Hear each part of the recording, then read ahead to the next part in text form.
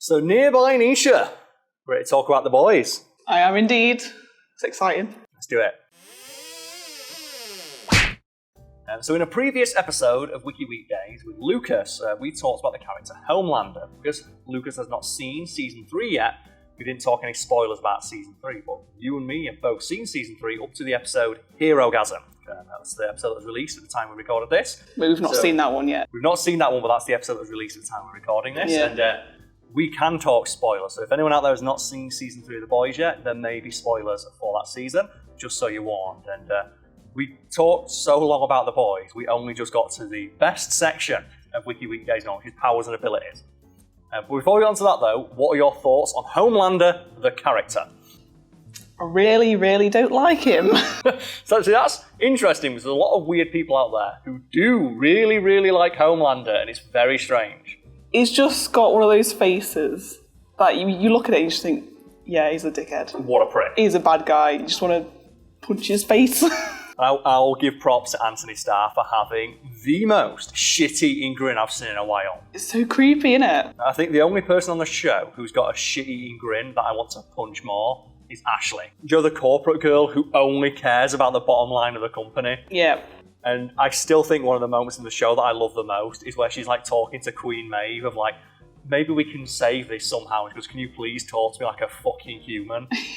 And she just looks and goes, and walks out of the room because she can't. She doesn't know how to talk like a person. It's like, there's that moment where Starlight goes up to her and says, you join us, we'll help. We'll rebel against Homelander sort of thing. And you see that moment where she's like, maybe I'll join you. And then she's just back to corporate, like, no. You need to like, get the fuck out of my office. Mm-hmm. Just like the betrayer of humanity. And the thing is though, just that smarminess about that character, it's like, but you know there's someone out there like that. And it's weird how the show is produced by Amazon, because I imagine there's someone like that in Amazon making a lot of the decisions that they make. I can kind of see like her being scared to, kind of betray Homelander because he his most powerful soup. As we're about to cover, yes. Yeah. So I can see like her angle of I'm scared to leave, but still you've got all these other superheroes on your side, so you'd be safe. And then there's all the parts prior to Homelander becoming a huge piece of shit, where she's just like, she's so corporate. She's all about that bottom line. And I love that in Season 3, she gets her own Ashley, where she's got her, like, totally sucking up person below her, who's like constantly like, yes sir, no sir, 3 bags full, she has to have the last word. Every time, yeah. It's just one of those little things where every time the character's in a scene, she'll always have to get that sort of like, okay, I'll certainly run that up the flagpole, and she doesn't care. Yeah. Oh, she's talking to A-Train, and he comes in and he's like the fucking Wakanda Forever outfit. Yeah. And she's just like, the fuck is he doing? Oh, wow. What a fantastic show. But let's move on to the powers and abilities of Homelander. Do you have a favourite moment of Homelander showcasing his powers, and why is it when he just lasers that crowd of people in half? Because that's the one, like me and Lucas talked about it off. It is a strength of the show that for a minute I couldn't tell if that was a real moment. I couldn't tell if that was in his head or if that's something he actually did. Because that's how completely unpredictable the character is. Is that when he's like in the middle of the town, like on stage and everyone's giving him shit and he just lasers everyone in half, and then it's in his head that he's doing it. I always remember that bit when he shot down that plane. Like he lasered down that plane with that little lad in it. Like it was his little lad and his dad, and obviously he had something against his dad because the little lad was like, oh, Homelander's there, and he just next minute gone. Does not give a fuck. Oh, poor kid. He doesn't care. But without further ado, powers and abilities. And we have here a quote from Jonah Vogelbaum to Billy Butcher. Well, I need him to be the strongest man in the world, so I went to work on him. So superhuman strength. One of Homelander's primary abilities is his tremendous, almost limitless superhuman strength, and he is regarded as the strongest man in the world, according to both Jonah Vogelbaum and Stormfront. And he presents the greatest level of strength ever seen, allowing him to effortlessly overpower near enough any opponent. For now. Until Jensen Ackles comes in. Jensen! That's when someone just in the comments now gets his ass kicked. And we're like, no, because we've not seen the episode where they have the showdown yet. I hope Jensen Ackles beats his fucking ass down. So do I. It's one of those things where the longer they build it up, the bigger that beatdown's got to be. It has to be like a 40-minute long knockdown drag out. The entire episode just needs to be Homelander getting punched in the face. It'll be like the final episode will be like a Dragon Ball episode where it just drags it out. You're like, come on, get to it. So, have you ever played God of War 3? No. The end of God of War 3 is where you're fighting Zeus, like the king of all the gods. It's like the one you work all the way up to. And the final fight is just you mash circle for about 5 minutes as you just punch Zeus in the face. And it's just, that's what it should be. That's what it should be. Fucking Soldierboy doing that to Homelander. Well, my theory was because when Soldierboy shot at Kimiko, he took her powers. Yeah, removes her ability to heal. So I'm thinking, will he do that to Homelander? He could remove his powers, and then Soldierboy would be the most powerful super. And I'm looking forward to seeing how that goes down. And as of yet, we don't know. But people watching this will.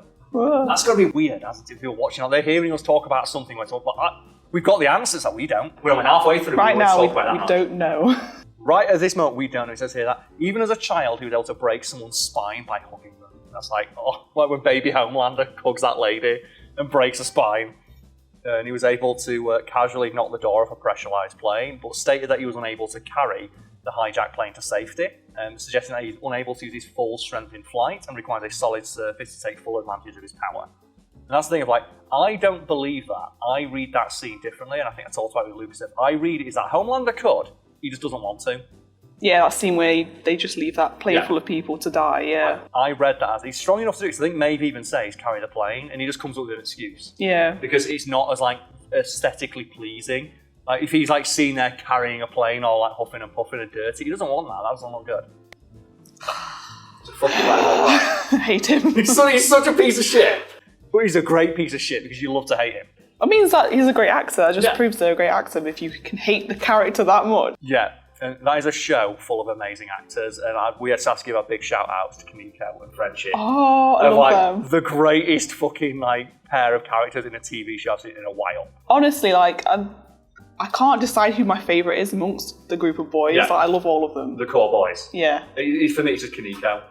Because just as well, when you have in this newest season, they keep having the random musical moments. Yeah. They're my favourite part of the show, but there's been a bunch of weirdo men online going, I don't like how it keeps turning into a musical. It's no, that's great. That's surprising. It's different. It shows that, the show's willing to do things that's interesting. Yeah. Oh, yeah, I enjoyed that. I wasn't expecting that sort of thing. That's why I found it interesting. Yeah, it worked. Because when she started singing, I was like, oh, she speaks. They realised, oh no, it's all in her mind because they're watching that film, aren't they? Yeah. So it's it's not real. She doesn't speak. Hopefully, and I think she does. As of the time recording, the last episode is Frenchie being kidnapped and her just being and I'm like, no, can I watch the episode? And then it come up, wait 1 week. I'm like, fuck.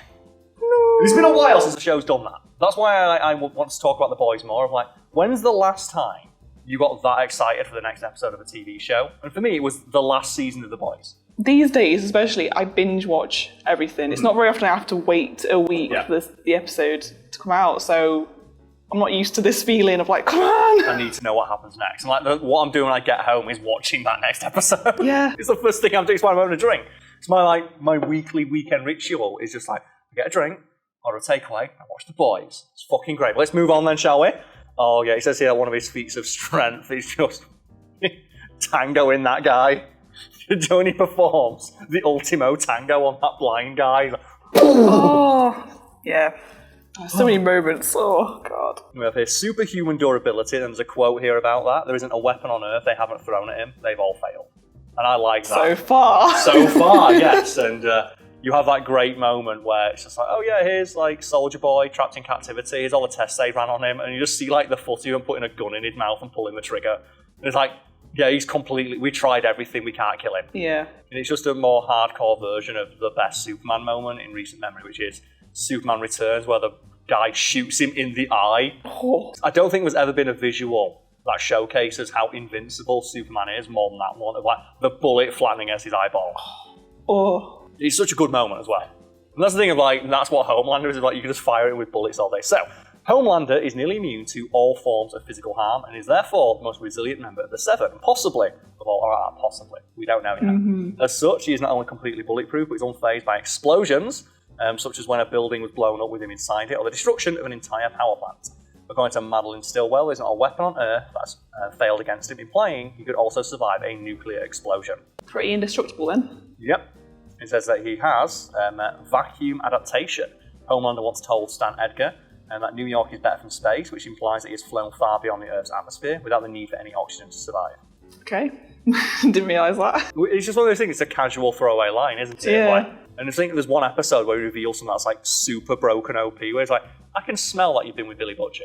And he never comments on that ever again. It's like, I can just smell that you've been with another person. Which means you can never do anything to like sneak around him, because he always knows where you've been. It's so creepy. Yeah. And like, they have all those scenes of people trying to like talk about betraying him, and they're like, they can't even have a conversation about it because he can hear them.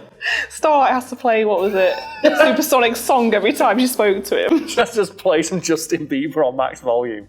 Superhuman speed. He can fly at extremely fast speeds, enough to keep up with Steve's plane so he could destroy it, and he can move on the ground at supersonic speeds. As a child, he could break the sound barrier. Look at that child sound barrier breaking. That's ridiculous. And then superhuman stamina. His stamina is enhanced to inhuman levels as a result. His muscles produce no fatigue toxins during physical activity. He's able to withstand the stress of moving at superhuman speed for an extended period of time.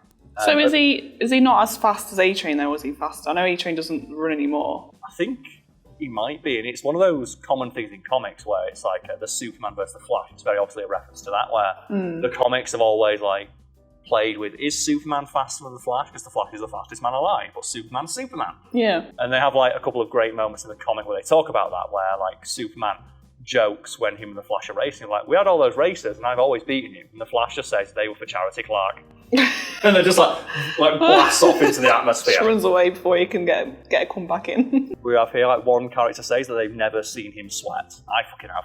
In all those scenes where people are giving him a dressing down and he's just like, he's just angry white man in it, and he's just like, he's sweating. You're just waiting for him to flip.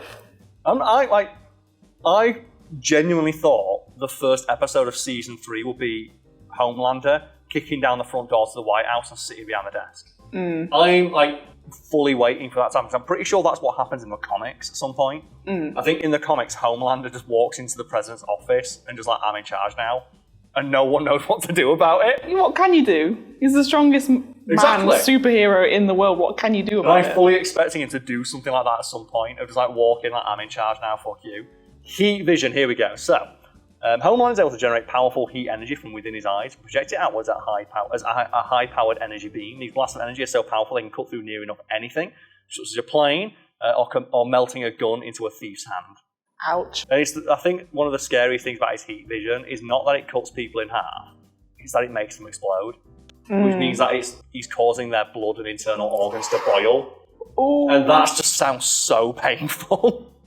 It's only a split second, but that must hurt a lot. Oh, it's a painful split second. It is. And that's the thing, like, just when he does it, people just explode, and he doesn't care. Oh, and then flight. Homeland is able to levitate and propel himself at supersonic speed. He can reach up to Mach 2 quite easily. I'm just thinking about his zoom eyes again. Do you think if he zooms in, the quality of his vision gets less? You know, like more pixelated? Like if the camera zooms in on me. Just gets more pixelated, I can't tell. I can't tell what's going on. That's the thing, like, superhuman speed, like, you know, Mach 2, that's kind of scary, but I think the scariest take on a character being able to move very fast is in another, satirization of the superhero genre that's quite violent and adult, and that is Invincible. Have you seen Invincible? I've not seen that one, no. So there's a moment in Invincible where Omni-Man goes into another dimension, and rather than kill anyone, he just flies really fast and ignites the atmosphere. What? So he flies so fast that the entirety of the planet's atmosphere catches on fire. Oh my god. And then just leaves. And that's it. And that's what he does. And he's just, that's so, you just see him, like, just flies and he picks up speed and he just, like, zigzags through a city and obliterates it. That's crazy. And it's like that thing of, like, that's horrifying. Why is he allowed to do this? It would be cool to see, though. I imagine it looked like really good to watch. It's like, we'll put the clippings. It's an amazing visual. It's just fucking horrifying when you think about what that means. Yeah.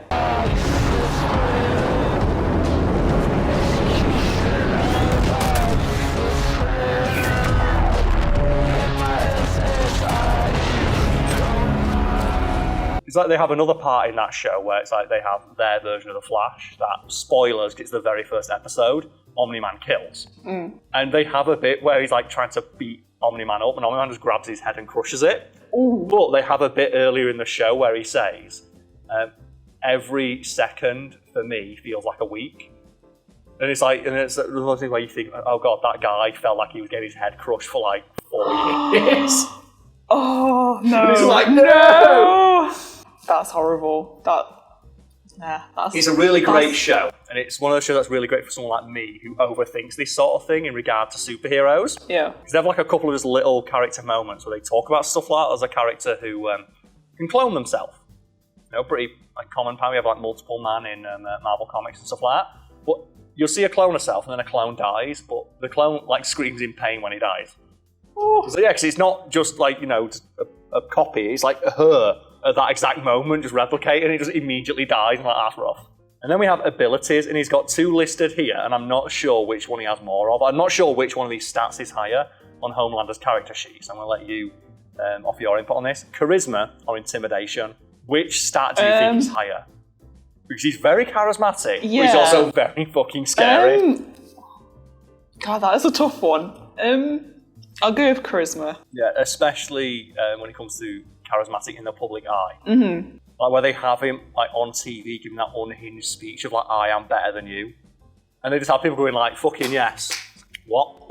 You weren't expecting that reaction, like, wait, he's just literally revealing his true persona, and like, yeah, I like this. Yeah, I like it when this guy says that he's better than me. I love it when people say they're better than me and I deserve to live under their boot heel. Yes, step on me harder, government super daddy. Like, yeah, just...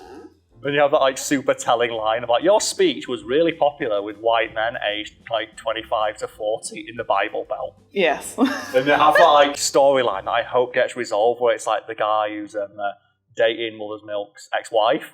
Oh yeah. And you see him watching like Vote Fox News. Mm-hmm. And he's watching it and he's like, yeah, this Homelander's really starting to talk some sense. I'm like, I'm waiting for Mother's Milk to beat that guy down. I love Mother's Milk. He's so good. I love everyone in that show. It's such a great show. So I can't pick a favourite of Billy Butcher. Every time, like, I always say you could do a drinking game for each episode of how many times he says the C word. Because it's so many times. I just love his take on, like, you know, with absolute power comes the absolute certainty you'll turn into a right cunt. It's like, that's a great quote. Like, we couldn't have said it any better.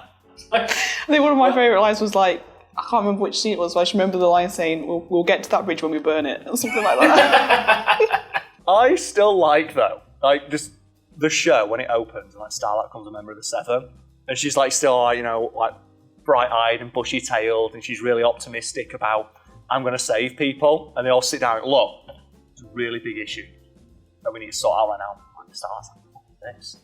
First mission, what, let's go. And it's like, look, someone's pirating our movies. This is a really big problem. And it's just, that's what it'd be like. Yeah. Like, someone's pirating our fucking movie. Our bottom line's been affected. Bollocks to it. Sort it out. And then Nisha, we have a section here, weaknesses. He has them? Well, he does. And the first one is mental illness. Oh. Which I think is safe to say. Insert any clip of Homelander. Not doing anything, just any clip of Homeland, and you'll see that he's not right in the head. He's a sandwich short of a picnic. Tell me the real reason. I want to hear you say it. Say it! I want them to love me. Yahtzee! It's the smile that gets me. The Tom Cruise dead behind the eye smile. So Tom Cruise? Nothing. Yeah, it's a reference like the Patrick Bateman thing, like what do you have to now? I always forget his name. Christian Bale. He said, like, I based Patrick Bateman on Tom Cruise because he has this, like, smile, just intense friendliness with nothing behind it. And, like, Homelander's the same way. It's just this completely empty facade that he puts on, and there's just nothing behind his eyes. Like, he doesn't care. I'm going to be looking at Tom Cruise differently now. They have insecurities, and I love that. Although he presents himself as a strong and confident man, in reality, he has very little self-esteem and has an obsessive need for everyone to love him. Yeah, I was going to say, it's the famous thing, the popularity thing. He wants everyone to love him.